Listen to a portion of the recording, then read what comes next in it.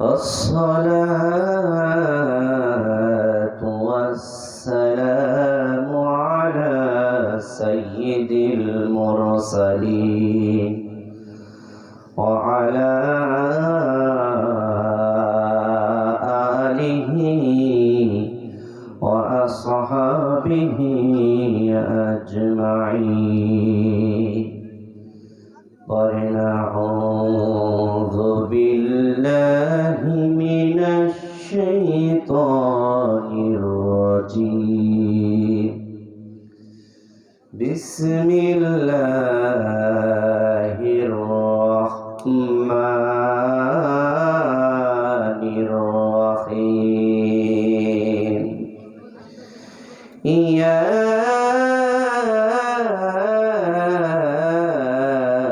أيها الذين آمنوا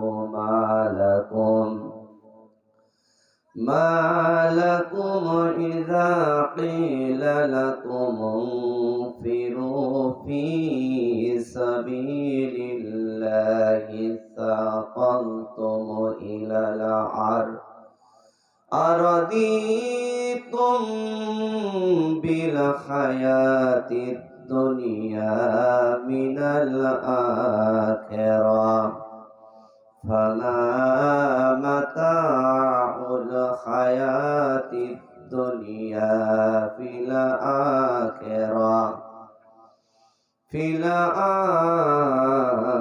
الآخرة إلا قليل.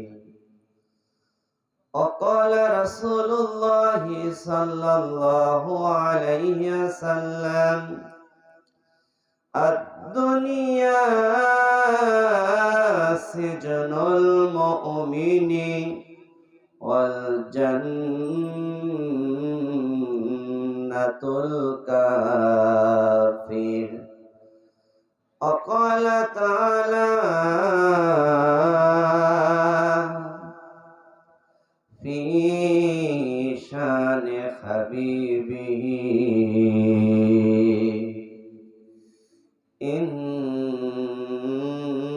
الله وملائكته يصلون على النبي يا أيها الذين آمنوا صلوا عليه وسلموا تسليما. একটুখানি জবান ছেড়ে সমস্যারে সম্মিলিত ভাবে পড়ি আল্লাহুম্মা সাইয়্যিদিনা মাওলানা মুহাম্মাদ ওয়ালা আলি সাইয়্যিদিনা মাওলানা মুহাম্মাদ। জীবনে কখনো তুমি মিথ্যা বলনি, তাই তো তোমায় পেতে কাঁদে ধরণী। তোমারই মতো নেতা পেতে পৃথিবী আকুল। হে প্রিয় রাসূল লা ইলাহা ইল্লাল্লাহ। মুহাব্বতের সাথে লা ইলাহা ইল্লাল্লাহ, লা ইলাহা ইল্লাল্লাহু মুহাম্মাদুর রাসূলুল্লাহ। মুহাব্বতের সাথে পড়ি আল্লাহ আল্লাহু আল্লাহু, কি যে মধুর নাম। ধরার তামাম মোহনী মুক্তা পান্না হেরা সোনা দানায় হয় না তাহার দাম। আল্লাহু আল্লাহু কি যে মধুর নাম। আল্লাহ লা ইলাহা ইল্লাল্লাহু মুহাম্মাদুর রাসূলুল্লাহ। সবাই পড়ি সাল্লাল্লাহু আলাইহি ওয়াসাল্লাম। সুন্নত নাই শুধু দাওয়াতের মেহমান, সুন্নত নাই শুধু খাওয়া শেষে মধুপান, আরো কিছু সুন্নাত আছে তুমি জানো কি? জানলেও জীবনে কখনো তা মানো কি? কথা ঠিক কিনা?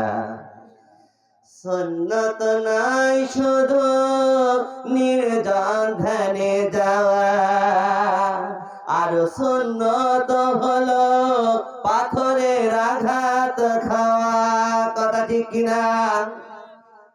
মোহাব্বতে তার সুদিনের সাথী তুমি, মোহাব্বতে তার সুদিনের সাথী তুমি। হামজার মতো পাশে থাকো কি? আরো কিছু সুন্নাত আছে তুমি জানো কি?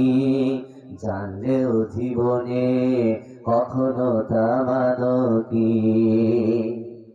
সুন্নত নাই শুধু নির্জন আলাপন, সুন্নত প্রয়োজনে হুঙ্কার গর্জন। কথা ঠিক কিনা? আপনাদের তো জোন নাই, ওয়াজ করি আমি আর আপনাদের কণ্ঠ টাল। সুন্নত নাই শুধু নির্জন ধ্যানে যাওয়া, আর সুন্নত হলো পাথরের আঘাত খাওয়া। কথা ঠিক না? সুন্নত কোরআনের সমাজ বিনির্মাণে সকল বৈরি পর মারিয়ে চলা। সুন্নত দাওয়াতের দিনের পাশাপাশি ইসলাম রক্ষায় হাতে তরোয়ার তোলা। সুন্নত নাই শুধু মেয়ে চড়াতে যাওয়া, আর সুন্নত হলো রাষ্ট্রনায়ক হওয়া। কথা ঠিক কিনা? মোহাব্বতে তার সুদিনের সাথী তুমি, হামজার মতো পাশে থাকো কি? আরো কিছু সুন্নাত আছে তুমি জানো কি? জানলেও জীবনে কখনো তা মানো কি? লিল্লাহে তাকবীর, লিল্লাহে তাকবীর। সিলসিলায়ে ফুরফুরা শরীফ, সিলসিলায়ে ফুরফুরা শরীফ। মাশাআল্লাহ, আলহামদুলিল্লাহ। ঐতিহ্যবাহী এই মুরালিখোলা তাফসিরুল কোরআন মাহফিলের সম্মানিত সুযোগ্য সভাপতি, আজকের মাহফিলের প্রধান আকর্ষণ, সারা বাংলায় আলোড়ন সৃষ্টিকারী মুফাসসিরে কোরআন, সুমধুর কণ্ঠস্বর, উদীয়মান তরুণ বক্তা, বিশিষ্ট ইসলামী চিন্তাবিদ মুফাসসিরে কোরআন জনাব হযরত মাওলানা কামাল উদ্দিন জাফরি সাহেব, ঢাকা। সবাই বলে আলহামদুলিল্লাহ। আজকের মাহফিলে আলোচনা রেখে গেছেন এই এলাকার উজ্জ্বল নক্ষত্র, এই মুরালিখোলা মসজিদের সম্মানিত সুযোগ্য খতিব, রাজবাড়ী জেলার অন্যতম একটা কামিল মাদ্রাসা সুযোগ্য সিনিয়র আরবি শিক্ষক মুফাসসিরে কোরআন জনাব হযরত মাওলানা ডাক্তার এম.এ. হুসাইন আহমেদ সাহেব। সাহেব আলহামদুলিল্লাহ। আলোচনা রেখেছেন দেশ বরেণ্য আলেমে দ্বীন, মুফাসসিরে কোরআন, ইসলামী বিশ্ববিদ্যালয়ের ছাত্র, বলিষ্ঠ কণ্ঠস্বর জনাব হযরত মাওলানা সাইফুল্লাহ খান জিহাদি সাহেব। সাহেব আলহামদুলিল্লাহ।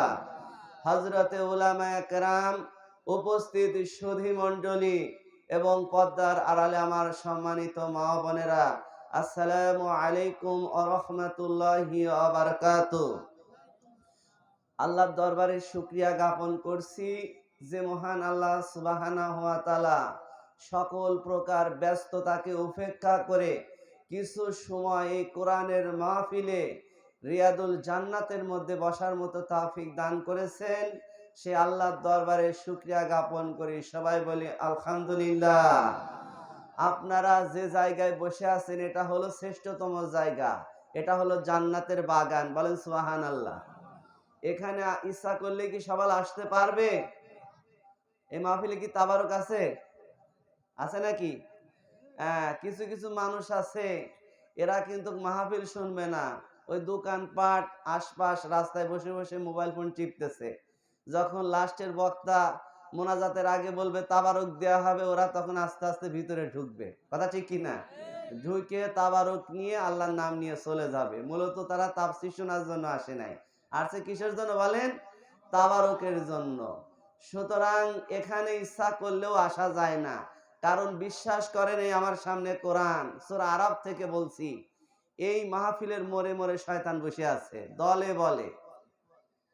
শয়তান আল্লাহর কাছে জানান দিয়েছে, রব্বুল আলামিন তুমি শোনো, ক্বালা ফাবিমা আগাইতানি লাআকুদান্না লাহুম সিরাতাল মুস্তাকিম।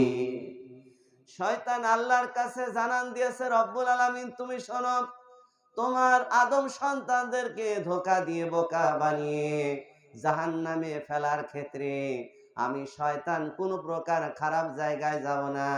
আমি সমস্ত ভালো ভালো রাস্তার মোড়ে মোড়ে সিরাতাল মুস্তাকিমের পথে আমি শয়তান ওত পেতে বসে থাকবো। প্রিয় এলাকাবাসী, আপনারা বলেন দেখি, যে জায়গায় আপনারা বসে আছেন এই জায়গাটা ভালো না খারাপ? ভালো মানে আল্লাহ রাসূল বলেছে এটা হলো রিয়াদুল জান্নাহ, জান্নাতের বাগান। বলেন সুবহানাল্লাহ। সুতরাং ইচ্ছা করলে এখানে আসা যাবে না। শয়তান মোড়ে মোড়ে বসে আছে সাঙ্গ পাঙ্গ নিয়ে, যে সব জায়গা ঘুরবা, মোবাইল ফোন দেখো, এখানে সেখানে আড্ডা দাও, বেটা এইখানে ঢুকতে দেব না। আপনারা যারা এখানে ঢুকে গেছেন তারা শয়তানের সঙ্গে জিহাদ করে এখানে আসছেন। বলেন সুবহানাল্লাহ। আর এখনো যারা এই ময়দানে এই মাহফিলে এখনো আসতে পারে নাই, মনে করেন ওরা এখনো শয়তানের সাথে জিহাদ করে বিজয় লাভ করতে পারে নাই। কথা ঠিক কিনা? সুতরাং আসেন, ঢাকা থেকে যিনি আলোচক আসছে তিনি একজন কি মুসাফির, আর আল্লাহ রাসূল বলছে মুসাফিরের দোয়া কবুল হয়। কথা ঠিক কিনা? তিনি আমাদের জন্য, আমাদের আত্মীয় স্বজন ময় মুরব্বী যারা মারা গেছে এদের জন্য দোয়া করবে। আজকে এই মাহফিলের কারণে আপনারা যতটুকু না খুশি, আপনাদের চাইতে বেশি খুশি কারা জানেন? এই এলাকার যে সমস্ত ময় মুরব্বী যারা মাটির নিচে শায়িত। বলেন সুবহানাল্লাহ। আমরা উপরের মানুষ যতটুকু না সচেতন, তার চাইতে বেশি সচেতন হলো কবরের মানুষ। বলেন সুবহানাল্লাহ। তাদের কবরের মধ্যে ঈদের আনন্দ শুরু হয়ে গেছে, যে আজকে মাহফিল, আলেমরা কোরআনের কথা বলবে, আমাদের জন্য দোয়া হবে। বলেন সুবহানাল্লাহ। আল্লাহ নবী বলেছেন, কোন মায়াতকে যখন তোমরা দাফন করে সেখান থেকে চলে যাও, তোমাদের পায়ের শব্দ পর্যন্ত সে শুনতে পায়। বলেন সুবহানাল্লাহ। সুতরাং যে সমস্ত ভাইদের মা বাবা মারা গেছে, আজকের এই অপূর্ণ সুযোগ যদি আপনারা গ্রহণ করে আপনার মা বাবার জন্য দোয়া না করেন, তাহলে তারা কিন্তু আপনাদেরকে লানত দেবে, যে বেটা বেকুব, সমস্ত টাকা পয়সা ধন সম্পদ বাড়ি তোদের জন্য রাখি আসলাম, আর এত সুন্দর একটা মাহফিলের আয়োজন করা হয়েছে, ওখানে তোরা গিলি নে, আমাদের জন্য একটু দোয়া করিলি না। কথা ঠিক কিনা? এই জন্য মাশাআল্লাহ অনেকে এসে গেছেন, আশা করা যায় প্রধান বক্তার আগে জায়গা খালি থাকবে না। কথা ঠিক কিনা? আমার ভাইরা, আজকে মুসলমানদের কোরআন ভালো লাগে না, মুসলমানদের কি ভালো লাগে? গান ভালো লাগে। আজকে ফেসবুকে ইউটিউবিতে এক হিন্দুর সন্তান, যার নাম হলো নকুল কুমার বিশ্বাস, তিনি কোরআন থেকে কিছু কিছু বিষয় নিয়ে গবেষণা করে, চর্চা করে, কিছু আয়াত নিয়ে তিনি ইসলামী সঙ্গীত বানিয়েছে। এটা সারা দেশে ভাইরাল হয়ে গেছে, বলেন সুবহানাল্লাহ। নকুল কুমার বিশ্বাস কত সুন্দর করে গাইলেন, আমার কোরআন হলো এই দুনিয়ার জীবন্ত গ্রন্থ, আমার কোরআন হলো এই দুনিয়ার জীবন্ত গ্রন্থ, তুমি প্রশ্ন করলেই উত্তর পাবে, তুমি প্রশ্ন করলেই উত্তর পাবে, এমন প্রাণবন্ত আমার কোরআন হলো এই দুনিয়ার জীবন্ত গ্রন্থ। যদি প্রশ্ন করো নাম কি তোমার হে পানপথী, বলবে কোরআন ইন্নাহু লা কোরআনুন কারীম।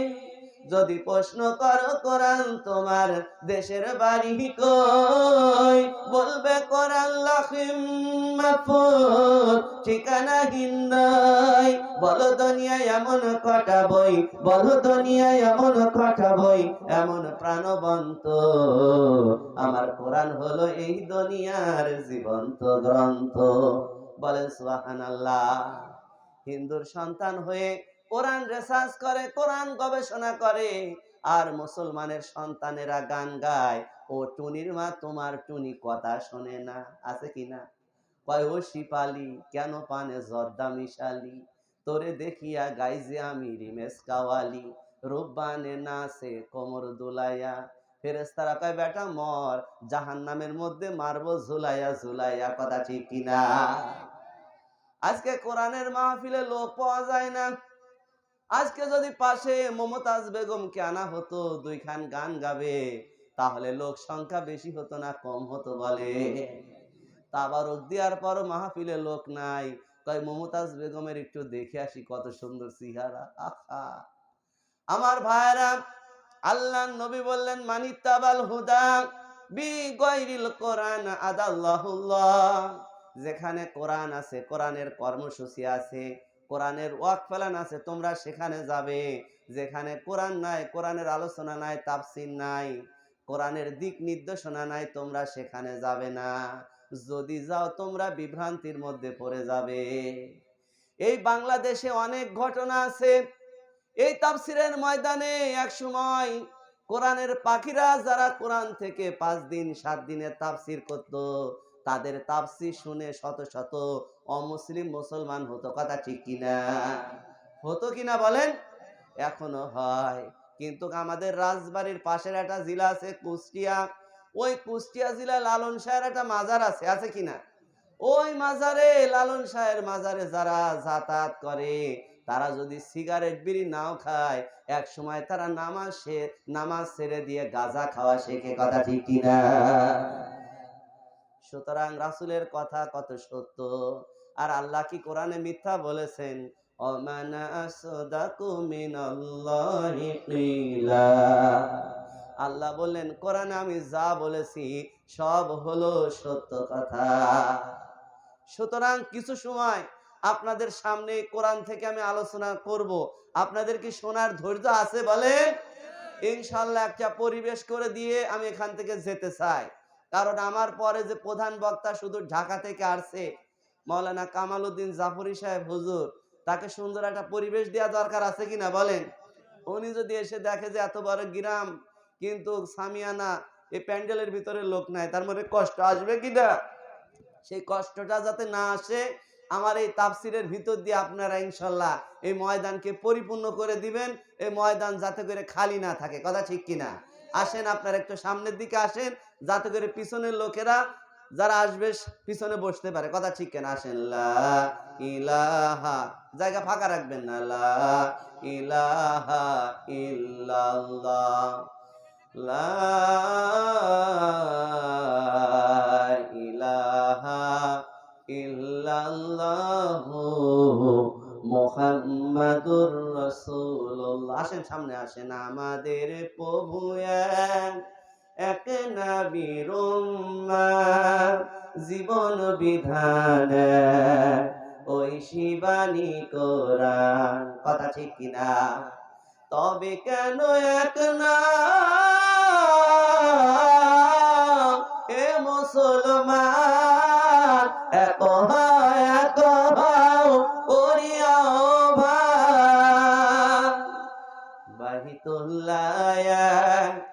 মাদিনা শরীফে ওহুদ পাহাড়ে বদরের মাঠে একটাই তো জীবন আর মরণ তো একটাই সকলের তরে মোরা একটাই প্রাণ তবে কেন একলা এ মুসলমান এত করিয়া ভান কথা ঠিক কিনা সরাসরি আমরা কোরআনের আলোচনার ভিতরে চলে যাই পড়েন আউযু বিল্লাহি মিনাশ শাইতানির রাজিম বিসমিল্লাহির রহমানির রহিম ইয়া আইয়ুহাল্লাযীনা আমানু মালাকুম বলেন সুবহানাল্লাহ। আমার ভাইরা সূরা তওবা 37 নম্বর আয়াত থেকে বলছি আল্লাহ রাব্বুল আলামিন এই আয়াতে কারিমার মধ্যে ঘোষণা করেছেন আল্লাহ ঈমানদারদেরকে ডাক দিলেন কাদের বলেন ঈমানদারদেরকে ডাক দিলেন হে ঈমানদারগণ তোমাদের কি হলো ভালো করে বোঝার চেষ্টা করেন এই সূরার ভিতরে আল্লাহ ঈমানদারদেরকে ডাক দিলেন পবিত্র কুরআনুল কারীমের ভিতরে 114টা সূরা আছে কয়টা বলেন 114টা সূরা আছে এই 114 সূরাকে দুই ভাগে ভাগ করা হয়েছে কিছু সূরা নাজিল হয়েছে রাসূলের মাক্কি জীবনে কিছু সূরা নাজিল হয়েছে মাদানী জীবনে বলেন সুবহানাল্লাহ মক্কাতে যে সূরাগুলি নাজিল হয়েছে তার সংখ্যা হলো 86 মতান্তরে 92 মদিনাতে যে সূরাগুলি নাজিল হয়েছে তার সংখ্যা হলো 22 মতান্তরে 28 বলেন সুবহানাল্লাহ আমার ভাইরা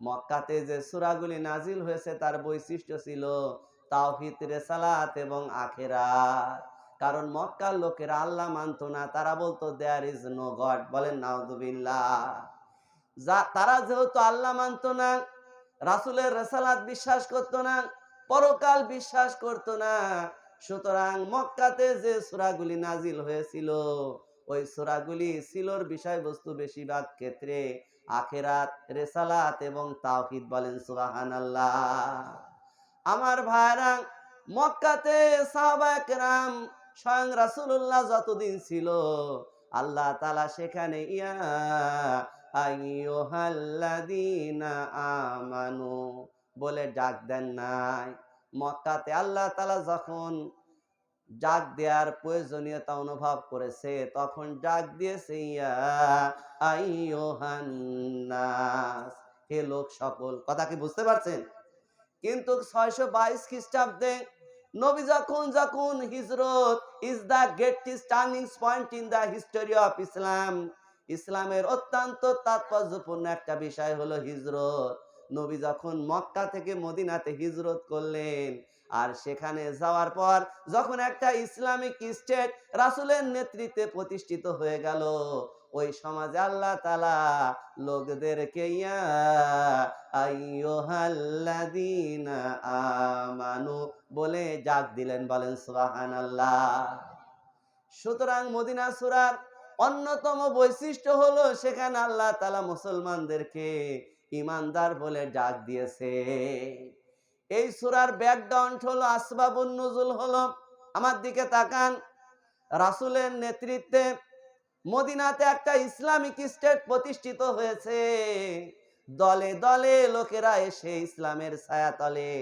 আশ্রয় প্রশ্রয় নিচ্ছে এটা যখন রোম সম্রাট হেরাক্লিয়াস জানতে পারলো তখন তিনি চিন্তা করলেন যে কোনো ক্রমেই আরব দেশ দখল করতে হবে মুহাম্মদ এবং তার সাহাবীদেরকে পরাজিত করে পুরা আরব দেশের রাজত্ব আমরা গ্রহণ করব এই চিন্তা চেতনা নিয়ে সম্রাট হেরাক্লিয়াস লক্ষাধিক সৈন্য নিয়ে তাবুকের ময়দানে এসে হাজির হয়ে গেল বলেন আল্লাহু আকবার আমার ভাইয়েরা ভালো করে খেয়াল করেন সম্রাট হেরাক্লিয়াস তৎকালীন সময়ের পরাশক্তি ছিল এখন যেরকম পৃথিবীর পরাশক্তি হলো কি মার্কিন কথা ঠিক কিনা রসা, চীন, এরা হলো পৃথিবীর পরাশক্তি। এদের সাথে কেউ সহজে যুদ্ধ লাগাইতে চায় না, কথা ঠিক কিনা? আর ওই সময় ছিল পৃথিবীর পরাশক্তি রোম সম্রাট হেরাক্লিয়াস। সে আরব দেশ দখল করার জন্য 1,00,000-এর অধিক লোক সৈন্যবাহিনী নিয়ে সে তাবুকের ময়দানে এসে গেছে মুসলমানদের সাথে যুদ্ধ করার জন্য। আল্লাহর রাসূল যখন এই সংবাদ শুনতে পেলেন, রাসূলুল্লাহ মনে হয় খুব খুশি হয়েছে নাকি? আমার ভাইয়েরা, আব্রাহা বাদশার নাম শুনছেন? ইয়ামেন থেকে এসেছিল কাবা ঘর ধ্বংস করার জন্য। ইতিহাস জানেন কিনা? এই আব্রাহা বাদশাকে আল্লাহ তাআলা ধ্বংস করেছিল, যার ব্যাপারে একটা সূরাও কোরআনে আছে। সূরার নাম হলো ফিল, কথা ঠিক কিনা? আমার কাবা ভাঙতে এলে, আবার কাবা ভাঙতে এলে, পাঠাওয়া বাবিল, দাও খোদা দাও আমায় আবার অমর দারাস দিল, দাও খোদা দাও আমায় আবার অমর দারাস দিল। বলেন আল্লাহু আকবার। আমার ভাইরা, সম্রাট হেরাক্লিয়াস যখন তাবুকের ময়দানে আসছে, নবীজির কাছে যখন এই সংবাদ এসে পৌঁছে গেল, নবীজি সাহাবীদেরকে বললেন, ও সাহাবীরা, তোমরা প্রস্তুত হয়ে যাও, এই তাবুকের রণাঙ্গনে যুদ্ধে তোমাদেরকে যেতে হবে।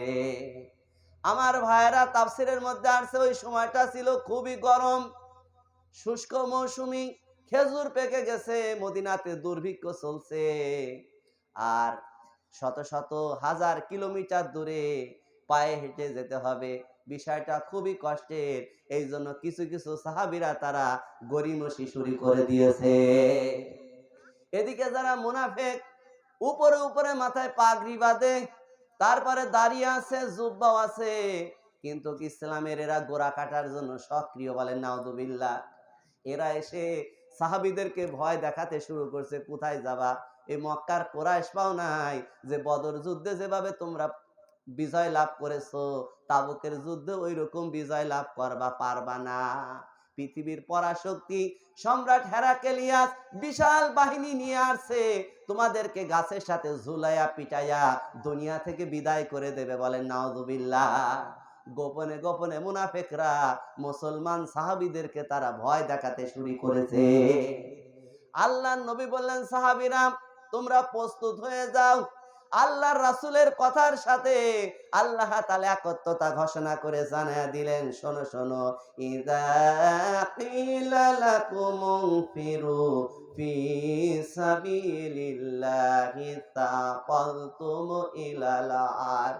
আল্লাহ বললেন, আমার রাসূল যখন তোমাদেরকে আমার রাস্তায় জিহাদ করার জন্য তাবুকের ময়দানে যাওয়ার জন্য তোমাদেরকে নির্দেশ দিচ্ছে, ও সাহাবীরা, তখন তোমরা জিহাদে না বেরিয়ে তোমরা জমিনকে আঁকড়ে ধরে বসে আছো, কারণটা কি? ও সাহাবীরা, তোমাদের কি হয়েছে? আরাদিতুম বিল হায়াতিদ দুনিয়া মিনাল আখিরাহ, তোমরা কি এই পার্থিব জীবন পেয়ে পরিতুষ্ট হয়েছো? কোন জীবন বলেন? এই পার্থিব জীবন পেয়ে কি তোমরা খুশি হয়ে গেছো? এই জীবনে কি, জীবনের পরে কিন্তু আরেকটা জীবন আছে। আল্লাহ জানিয়ে দিলেন, ফামা মাতাউল হায়াতিদ দুনিয়া ফিল আখিরাতি ইল্লা কালিল। ও ঈমানদাররা, ও সাহাবীরা, তোমরা শুনে রাখো, দুনিয়ার এই পার্থিব জীবন আখিরাতের জীবনের চাইতে খুবই নগণ্য, কথা ঠিক কিনা? কারণ দুনিয়ার জীবনের শুরু আছে আবার শেষ আছে, কিন্তু আখিরাতের জীবনটা শুরু হবে, শেষ হবে না, কথা ঠিক কিনা? আল্লাহর নবী বলেছেন, আমার উম্মতি মা বাইনা সিদ্দিনা ইলা সাবি আও আকুল্লুহুম মা ইয়াদুযু যালিক। নবী আমার বললেন, আমার উম্মতের গড় বয়স হলো 60 থেকে 70 বছর। কত বছর বলেন? 60 থেকে 70। আপনি মনে করেন যে 100 বছর বাঁচবো, ওই চিন্তা করেন না। আমার ভাইয়েরা, ভালো করে আমাদের সমাজের দিকে তাকান। যারা মারা যাচ্ছে, অধিকাংশ মানুষের বয়স দেখবেন 55 বছর, 60 বছর, 65 বছর, এই ধরনের বয়সে অধিকাংশ মানুষ মারা যাচ্ছে। 90 বছর, 80 বছর, এই ধরনের লোক আমাদের সমাজে যারা জীবিত আছে বেশি না কম? বলেন আপনারা? সংখ্যায় খুবই কম। কিছু মানুষের আগেই দুনিয়াতে যাবে, কিছু সংখ্যক লোক আছে যারা ৬০, ৭০, ৮০, ৯০ এই ধরনের বয়স অতিক্রম করবে। আগের নবীরা হায়াত বেশি পেত এবং তার উম্মতেরাও হায়াত বেশি পেত। হযরতে নূহ আলাইহিস সালাম ১৩০০ বছর হায়াত পেয়েছিলেন। ৯৫০ বছর ধরে তিনি দ্বীনের দাওয়াত দিয়েছেন। আদম আলাইহিস সালাতু ওয়াস সালাম ১০০ বছর হায়াত পেয়েছিলেন। হযরত ইব্রাহিম আলাইহিস সালাম প্রায় ৬০০ বছরের উপরে হায়াত পেয়েছে, বলেন সুবহানাল্লাহ। হযরতে মূসা আলাইহিস সালাম ৫০০ বছরের উপরে হায়াত পেয়েছে। আমাদের নবীজি কত বছর পাইছে কোন? ৬৩ বছর। কত বছর বলেন? ৬৩ বছর। সেই নবী তো আমাদের জন্য আদর্শ। আল্লাহ বললেন, লাকাদ কানা লাকুম ফি রাসূলিল্লাহি উসওয়াতুন হাসানা।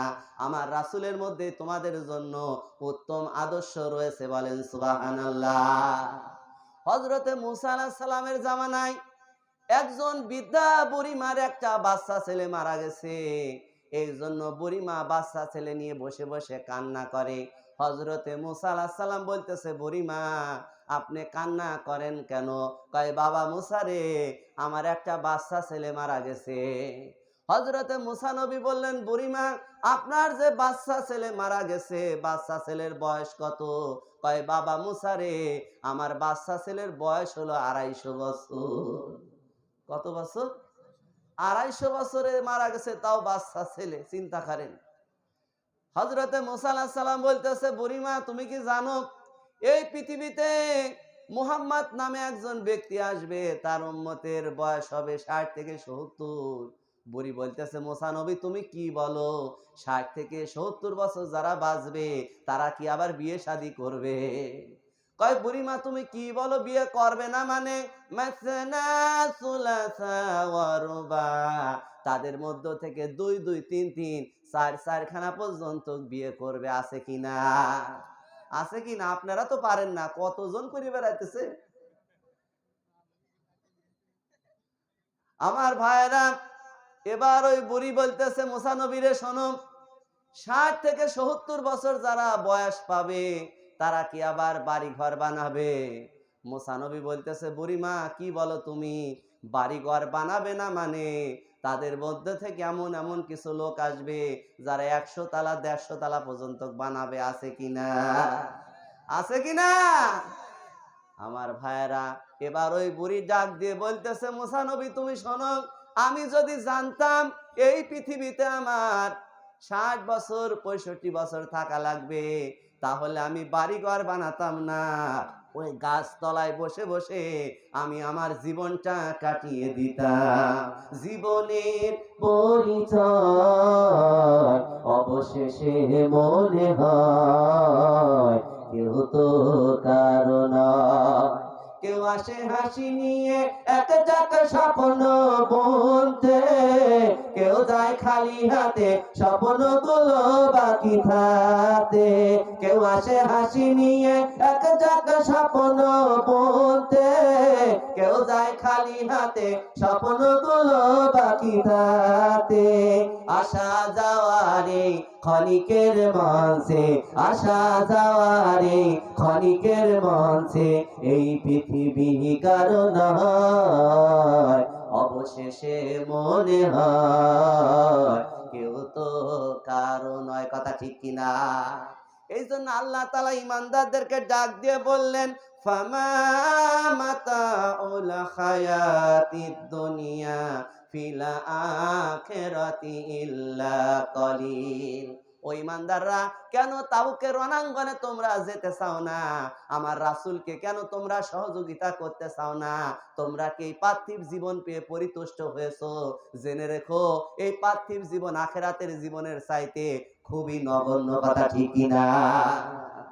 আমার ভাইরা, আল্লাহর নবীজি সাহাবীদেরকে বললেন, তোমরা কারা কারা যাবা নাম লেখাও। সাহাবীরা এই আয়াতে কারিমা নাজিল হওয়ার সাথে সাথে সাহাবায়ে কেরাম নাম লিখিয়ে দিলেন, বলেন সুবহানাল্লাহ। তাদের সংখ্যা হয়ে গেল ৩০ থেকে প্রায় ৪০,০০০। কত হাজার বলেন? 30 থেকে 40 হাজার সাহাবী এই তাবুকের রণাঙ্গনে যাওয়ার জন্য তারা নাম লিখিয়ে দিলেন। আল্লাহ নবী বলেন বিশাল যুদ্ধ হবে, এই যুদ্ধের জন্য তোমাদের দান করা লাগবে, জায়গা জমি টাকা পয়সা ব্যাংক ব্যালেন্স যার যা আছে নিয়ে তোমরা তাড়াতাড়ি চলে আসো, এই যুদ্ধের জন্য ব্যয় করা লাগবে, তোমরা দানের প্রতিযোগিতা করো। বলেন সুবহানাল্লাহ। প্রয়োজনে দানের প্রতিযোগিতা করা লাগে, কথা বোঝেন নাই?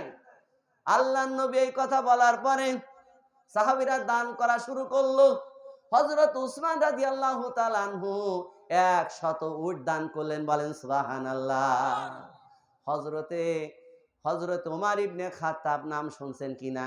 এই ওমর ইবনে খাত্তাব তিনি চিন্তা করলেন আবু বকরের সাথে দান করে পারিনি, এই তারিখে যেভাবেই হোক আমি আবু বকরকে ঠগিয়ে দেব। এই ওমর এমন একজন সাহাবী ছিলেন, এই কুরআনুল কারীমের ভিতরে 16 থেকে 17টা আয়াত আছে। আল্লাহ তাআলা হযরতে ওমরের কথার সমর্থন দিয়ে আল্লাহ তাআলা আয়াত নাজিল করছে। বলেন সুবহানাল্লাহ। তার মধ্যে একটা আয়াত হলো হযরত ওমর রাদিয়াল্লাহু তাআলা আনহু যখন মুনাফিকদের সর্দার আব্দুল্লাহ ইবনে উবাই যখন ইন্তেকাল করলো, রাসূলুল্লাহ তার জানাজা নামাজ পড়ার জন্য সামনে অগ্রসর হয়েছে। হযরত ওমর খাপ করে হাত ধরে ফেলেছে, ইয়া রাসূলুল্লাহ আপনি যাবেন না, এইটা হলো টাটকা মুনাফিক, আপনি এর জানাজা নামাজ পড়াবেন না। আমার ভাইয়েরা, আল্লাহ রাসূল বলেন ওমর রে, এখনো তো তার ব্যাপারে আল্লাহ তাআলা আমার কাছে আয়াত নাজিল করেন নাই, আমারে নিষেধ করেন নাই, আমি যাব তার জানাজা নামাজ পড়াবো। আল্লাহ নবী তার জানাজা নামাজে অংশ নিলেন, নিজের একটা জুব্বা দিলেন তার কাফন পরানোর জন্য, নিজের মুখের থুথু আব্দুল্লাহ ইবনে উবাইয়ের মুখের ভিতরে দিয়ে দিলেন। এরপরে তারে কবরের ভিতরে দাফন করলেন। এরপরে কবরের পাশে দাঁড়িয়ে নবীজি যখন দোয়া করতেছিলেন, আল্লাহ তাআলা হযরতে ওমরের কথার সমর্থন দিয়ে কোরআনে আয়াত নাজিল করে দিলেন, ইস্তাগফির লাহুম আওলা তাস্তাগফির লাহুম তাস্তাগফির লাহুম ৭০ মাররাতান ফালাইয়াগফিরাল্লাহু লাহুম। সুবহানাল্লাহ। আমার ভাইরা, আল্লাহ তাআলা ডাক দিয়ে বলেন নবী কার জন্য ইস্তেগফার পড়তেছেন? তার জন্য ইস্তেগফার পড়েন অথবা নাই পড়েন, অথবা তার জন্য যদি ৭০ বারও আপনি ইস্তেগফার পড়েন, আল্লাহ কখনোই আপনার দোয়া কবুল করবে না, কারণ তার মৃত্যু হয়েছে মুনাফিক অবস্থায়। কথা ঠিক কিনা? এই জন্য আল্লাহ নবী হযরত ওমর সম্পর্কে বলতেন, লাউ কানা নাবিয়্যুম বাদি লাকানা ওমর ইবনে খাত্তাব। আমার পরে কোন নবী আসবে না, নবী যদি কেউ আসতো সে হতো এক ওমর। বলেন সুবহানাল্লাহ। প্রভু তুমি বলেছো রাসূল দেবে না, বলনি দেবে না ওমর, বলনি দেবে না হামজা তারিক খালিদ বিজয় সমর। প্রভু তুমি বলেছো রাসূল দেবে না, বলনি দেবে না ওমর, বলনি দেবে না হামজা তারিক খালিদ বিজয় সমর। বলেন সুবহানাল্লাহ। হযরত ওমর চিন্তা করতেছে আবু বকরের সাথে দান করে পারি না, এই তারিখ দেখিয়ে দেব। তার বিগত জীবনের যত সম্পদ ছিল সমস্ত সম্পদের হিসাব নিকাশ করে অর্ধাংশ বাড়িতে রেখে আসলেন, আর অর্ধাংশ তাবুকের যুদ্ধে দেওয়ার জন্য তিনি আসলেন। বলেন সুবহানাল্লাহ। আল্লাহর নবী বললেন হযরত ওমর, তাবুকের যুদ্ধে পার্টিসিপেট করার জন্য তুমি কি নিয়ে এসেছো? হযরত ওমর বলতেছি, ইয়া রাসূলুল্লাহ হাবিবাল্লাহ, আমার বিগত সহায় সম্পদ বলতে যা ছিল অর্ধেক আমি বাড়িতে রেখে এসেছি, অর্ধেক আমি তাবুকের যুদ্ধের জন্য আমি দান করে দিয়েছি। বলেন সুবহানাল্লাহ। আল্লাহর নবী বললেন, আমার সাহাবী হযরত আবু বকর কোথায় গেল? আবু বকর বলল, লাব্বাইক ইয়া রাসূলুল্লাহ, আমি হাজির। আল্লাহর নবী বলেন, আবু বকর এই যুদ্ধের জন্য তুমি কি নিয়ে এসেছো? হযরত আবু বকর বলেন, ইয়া রাসূলুল্লাহ হাবিবাল্লাহ, আমার বিগত দিনের সম্পদ বলতে যা ছিল সব আমি তাবুকের যুদ্ধের জন্য নিয়ে এসেছি। আল্লাহ নবী বলেন, আবু বকর রে, তুমি তোমার পরিবারের জন্য কি রেখে এসেছো? হযরতে আবু বকর বলতেছে, ইয়া রাসূলুল্লাহ, হাবিবাল্লাহ, আমি আমার পরিবারের জন্য আল্লাহ এবং আল্লাহর রাসূলকে রেখে এসেছি। বলেন সুবহানাল্লাহ। লিল্লাহি তাকবীর। আমার ভাইয়েরা, অসংখ্য মহিলারা তাদের কানের দুল, নাকের ফুল, গলার হার খুলে খুলে এই তাবুকের যুদ্ধের জন্য দান করে দিলেন। বলেন সুবহানাল্লাহ। বিশাল বাহিনী নিয়ে নবীজি যখন রওনা হয়ে গেলেন, আমার আল্লাহ রাব্বুল আলামিন জানিয়ে দিলেন, নবী, এই যুদ্ধে জয়লাভ করে যখন আপনি ফিরে আসবেন, অনেক মুনাফিকরা কিন্তু আপনার কাছে আসবে। আপনার কাছে এসে বলবে, হুজুর, এই কারণে যাইতে পারি নাই, আপনি আমারে মাফ করে দেন। এই মুনাফিকদের কথা আপনি বিশ্বাস করবেন না। কথা ঠিক কিনা? আমার ভাইয়েরা, বিশাল বাহিনী নিয়ে 30 থেকে 40 হাজারের বিশাল বাহিনী নিয়ে নবীজি যখন তাবুকের রণাঙ্গনে রওনা হয়ে গেলেন, সম্রাট হেরাক্লিয়াস এবং তার দলবল মুসলমানদের বিশাল বাহিনীর কথা শুনে তারা যুদ্ধের ময়দান থেকে পালিয়ে গেল। বলে লিল্লাহি তাকবীর, লিল্লাহি তাকবীর। বিশাল বাহিনী নিয়ে পালিয়ে গেল। তাদের মাল সামানা, টাকা পয়সা, সম্পদ সব ফেলে জীবন নিয়ে তারা পালিয়ে গেল। বিনা যুদ্ধে মুসলমানরা এই তাবুকের যুদ্ধে জয়লাভ করলেন। বলেন সুবহানাল্লাহ। আল্লাহর নবী জয়লাভ করার পরে এবার যখন মাল সামানা, টাকা পয়সা নিয়ে যখন মদিনাতে ফিরে আসলেন, তখন প্রায় 80 জন মুনাফিক আসলো। কথা কি শুনছেন? কতজন বলেন? 80 জন মুনাফিক আসে সারা বিভিন্ন ওজোর আপত্তি, হুজুর পরিবারের অবস্থা ভালো ছিল না, পেটে সমস্যা ছিল, হ্যাঁ, বোর এই সমস্যা ছিল, বাচ্চার এই সমস্যা ছিল। একজন এক এক ধরনের ওজোর আপত্তি পেশ করা শুরু করছে। আল্লাহ রাসূল তো জানে এগুলা টাটকা মুনাফিক। কথা ঠিক কিনা? আল্লাহ রাসূল বিশৃঙ্খলা তৈরি হবে, এই জন্য তাদেরকে মাফ করলেন। কিন্তু 3 জন সাহাবী ছিল, কাব ইবনে মালিক, হেলাল ইবনে উমাইয়া, আর একজন সাহাবী ছিলেন এর সাথে। তারা এসে বলল, ইয়া রাসূলুল্লাহ, হাবিবাল্লাহ, আসলে আমাদের কোনো সমস্যা ছিল না, আমাদের অলসতার কারণে, ইমানের ঘাটতি থাকার কারণে এই যুদ্ধে আমরা পার্টিসিপেট করতে পারি নাই, অংশ নিতে পারি নাই।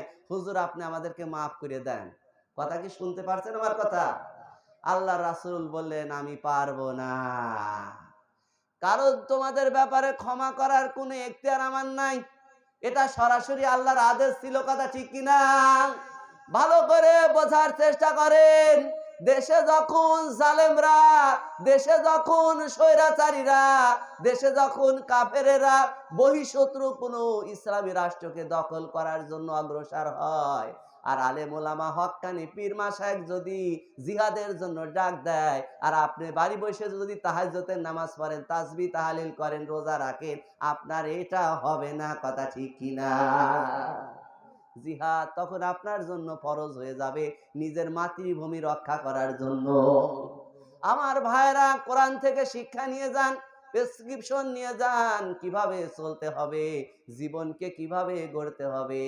এই কোরআনে নামাজের কথা 82 বার বলা হয়েছে, জিহাদের কথা শতবার বলা হয়েছে, কিন্তু আমাদের দেশের এক শ্রেণীর লোকেরা এই জিহাদকে মানুষের ভিতরে ভয় দেখা দিচ্ছে। কথা ঠিক কিনা? মানুষের ভিতরে আজকে জিহাদের স্পিরিট নাই, জিহাদের চিন্তা চেতনা নাই। মানুষ আজ মুনাফিকি মৃত্যু তারা গ্রহণ করতেছে। কথা ঠিক কিনা?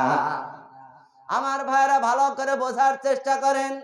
রাসূলুল্লাহ ওই 3 সাহাবীর ব্যাপারে বললেন যে, তোমাদের ক্ষমা করার কোন এখতিয়ার আমার নাই, বাড়িতে চলে যাও।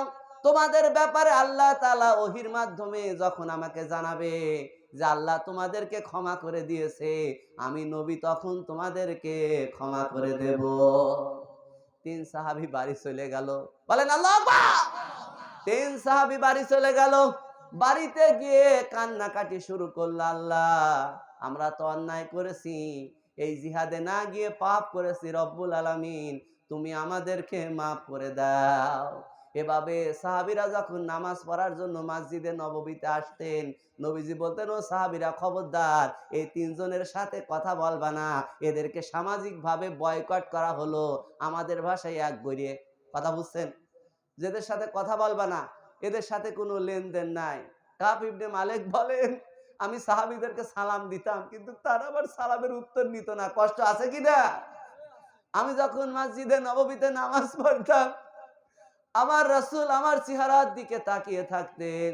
নামাজ শেষে যখন আমি রাসূলুল্লাহর চেহারার দিকে তাকাতাম, রাসূলুল্লাহ তার চেহারাটা ঘুরিয়ে নিতেন। এভাবে ৪০ দিন যখন চলে গেল, আল্লাহর নবীজি তার স্ত্রীদেরকে বললেন, এই সাহাবীর স্ত্রী তোমরা কোথায়? এদেরকে ছেড়ে তোমরা বাপের বাড়িতে চলে দাও, এদের সঙ্গে কোনো দৈহিক সম্পর্ক তোমরা স্থাপন করবা না। কথা বুঝতে পারছেন? যে সমস্ত পুরুষরা রান্না বান্না করতে পারেন না, বউ যদি ২-৪ দিন যা বাপের বাড়ি থাকে, অবস্থা খারাপ হয় না ভালো হয়? কঠিন অবস্থা না? এতদিন সমাজের মানুষ কথা বলে না, তাতে কি? ঘরের বউ ছিল, তার সাথে একটু কথাবার্তা বলতো, আল্লাহর কাছে কাঁদতো, একটা পরিবেশ ছিল। কিন্তু ৪০ দিন পর আল্লাহর রাসূল বললেন, এর স্ত্রীরা তোমরা কোথায় আছো? এদেরকে ছেড়ে তোমরা চলে যাও বাপের বাড়িতে। বলেন আল্লাহু আকবার। শাস্তি হচ্ছে কিনা বলেন? কিসের কারণে বলেন? কিসের কারণে? তাবুকের যুদ্ধে অংশগ্রহণ না করার কারণে। ৩ জনই আনসারী সাহাবী ছিলেন, যারা ইসলামের জন্য বদরের যুদ্ধ সহ আরো কত অবদান আছে, তারপরেও এই এতটুকু কারণে তাদের এত শাস্তি। আমার ভাইয়েরা, ঘটনা কমে ৫০ দিন যখন অতিবাহিত হয়ে গেল, তখন অন্য দেশের রাজারা, অন ইসলামিক বাদশারা, তারা বলল, মুহাম্মদ তোমাদের উপরে জুলুম করতেছে, অত্যাচার করতেছে, ইসলাম ধর্মকে ত্যাগ করে তোমরা আমাদের ধর্ম গ্রহণ করো। বলেন নাউযুবিল্লাহ। এই দাওয়াত পাওয়ার সাথে সাথে তাদের আর সহ্য হইল না। তার আল্লাহ রাসূলের কাছে এসে বলতেছে, ইয়া রাসূলুল্লাহ, ইয়া হাবিবাল্লাহ, আর সহ্য হয় না, আমাদের এই কষ্ট পরীক্ষার সহ্য হয় না। আমরা কি এতটাই জঘন্য হয়ে গেছি? অন ইসলামিক বাদশারা, অমুসলিমরা তাদের ধর্মে ফিরে যাওয়ার জন্য আমাদেরকে দাওয়াত দেয়, ইয়া রাসূলুল্লাহ, আর সহ্য হয় না। এভাবে ৫০ দিন যখন পার হয়ে গেল, আমার আল্লাহ সুবহানাহু ওয়া তাআলা এই ৩ জন সাহাবীদেরকে সুসংবাদ দিয়ে এই কোরআনুল কারীমের ভিতরে আয়াতে কারিমা নাজিল করে দিলেন। বলেন সুবহানাল্লাহ। বলেন সুবহানাল্লাহ। যে এই ৩ জনকে ক্ষমা করে দেয়া হয়েছে। কাব ইবনে মালিক দৌড় পাততে পাততে আল্লাহ রাসূলের কাছে চলে গেলেন, ইয়া রাসূলুল্লাহ, হাবিবাল্লাহ, আমাদের ব্যাপারে নাকি আয়াত নাজিল করেছে আল্লাহ, আল্লাহ কি আমাদের ক্ষমা করে দিয়েছে? আল্লাহর নবী বললেন, নাম। বলেন সুবহানাল্লাহ। কাব ইবনে মালিক বলেন, ইয়া রাসূলুল্লাহ, হাবিবাল্লাহ, আমার বিগত দিনের যত সম্পদ আছে সব আমি আল্লাহর রাস্তায় দান করে দিলাম। বলেন সুবহানাল্লাহ। আল্লাহ নবী বলেন, না না, সব দান করো না, তোমার পরিবারের জন্য কিছু রেখে দাও। কেননা নবী বলেছেন যে তোমার সন্তান সন্ততিকে এমন ভাবে রেখে যেও না যে তোমার মৃত্যুর পরে তারা মানুষের কাছে হাত পাতে। কথা ঠিক কিনা? কারণ উপরের হাত নিচের হাতের চাইতে উত্তম। বলেন সুবহানাল্লাহ। আমার ভাইয়েরা, আল্লাহ রাব্বুল আলামিন এই জিহাদের সিগনিফিকেন্ট গুরুত্ব নিয়ে আল্লাহ তাআলা তাদেরকে জানিয়ে দিয়েছিলেন, ইল্লা তানফিরু ইউআযিবুকুম আযাবান আলিমা। আল্লাহ বললেন, তোমরা যদি এই তাবুকের রণাঙ্গনে যদি তোমরা বের না হও, তাহলে তোমাদের জন্য যন্ত্রণাদায়ক শাস্তি আছে। ওয়ায়াস্তাফদিল কওমান গায়রাকুম ওয়ালা তাদুররুহু শাইয়্যা। আল্লাহ বললেন, তোমরা যদি এই জিহাদে অংশগ্রহণ না করো, তাহলে আল্লাহ রাব্বুল আলামিন তোমাদের স্থলে এমন একটা সম্প্রদায়কে তোমাদের এলাকায় প্রতিষ্ঠিত করবে যে তোমরা আল্লাহর কোনো ক্ষতি সাধন করতে পারবে না। বলেন সুবহানাল্লাহ। আল্লাহ জানান দিয়েছিলেন, শোনো শোনো, তোমরা যদি আমার রাসূলকে সাহায্য না করো, ইল্লা তানসারুহু ফাকাদ নাসারাহুল্লাহ ইযা আখরাজাহুল লাযীনা কাফারু সানিয়া সানাইনি ইয হুমা ফিল গার ইয ইয়াকুলু লিসাহিবিহি লা তাহজান ইন্নাল্লাহা মা'ানা। বলেন সুবহানাল্লাহ। আল্লাহ বললেন, শোনো, তোমরা যদি আমার রাসূলকে তাবুকের যুদ্ধে অংশগ্রহণ করার ক্ষেত্রে সহযোগিতা না করো, আমি আল্লাহ বসে থাকবো না, আমি আমার রাসূলকে সহযোগিতা করব। বলেন সুবহানাল্লাহ। যেভাবে সাহায্য করেছিলাম যখন তার জাতি মক্কার লোকেরা তার সেই মক্কা থেকে বহিষ্কার করছিল। বলেন সুবহানাল্লাহ। করছিল কিনা বলেন? দারুন নাদর বৈঠকে কুরাইশ কাফের আবু জেহেল উতবা সাইবারা তারা সিদ্ধান্ত নিয়েছিল যে মুহাম্মদ সাল্লাল্লাহু আলাইহি সাল্লামকে হত্যা করা হবে। বিভিন্ন গর্ত থেকে একজন করে নওজোয়ান ধারালো তরবারি নিয়ে মুহাম্মদ সাল্লাল্লাহু আলাইহি সাল্লামের বাড়ি ঘেরাও করেছিল যে তোমাদের দায়িত্ব হলো আজকের রাতের মধ্যে মুহাম্মদকে তোমরা কতল করবে। বলেন নাউযুবিল্লাহ। আল্লাহ রাব্বুল আলামিন ওহির মাধ্যমে জানান দিয়ে দিলেন, নবী আর ঘরে থাকবেন না, তাড়াতাড়ি আপনি মদিনাতে হিজরত করেন। নবীজি আল্লাহর পক্ষ থেকেই সংবাদ আসার সাথে সাথে নবীজি নিজের বিছানায় হযরতে আলীকে রেখে এবার নবীজি আবু বকরের বাড়ির দিকে রওনা হয়। কেন নবীজি নিজের বিছানায় হযরতে আলীকে রাখলেন? কারণ নবীজি মক্কাতে আলামিন হিসেবে পরিচিত ছিলেন। মক্কার কাফেররা পর্যন্ত নবীর কাছে তাদের ঘরের জমি, বাড়ির জমি, টাকা পয়সা এইগুলা আমানত হিসাবে রেখে দিত যে মুহাম্মদ একজন বিশ্বস্ত মানুষ, আমাদের এই সম্পদকে সে আত্মসাৎ করবে না। বলেন সুবহানাল্লাহ। আমার ভাইরা, নবীজি আমার বললেন, আলী রে, সকালবেলা মক্কার কাফেররা যখন আমাকে খুঁজতে এসে না পাবে তখন তুমি তাদের এই সম্পদ তাদেরকে বুঝিয়ে দেবে, যাতে করে তারা না বলতে পারে মুহাম্মদ আমাদের সমস্ত টাকা পয়সা সম্পত্তির কাগজপাতি নিয়ে মুহাম্মদ আত্মসাৎ করেছে। কথা ঠিক কিনা?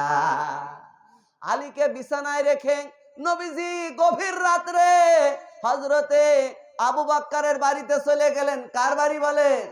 হযরতে আবু বকরের বাড়িতে চলে গেলেন।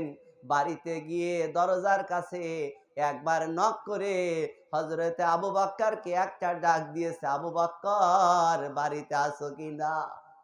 সাথে সাথে দরজা খুলে গেছে। বলেন আল্লাহু আকবার। দরজা খুলে গেল। আমার নবী বললেন, হযরত আবু বকর, রাত বাজে 1টা, 1:30, 2টা, এই গভীর রজনীতে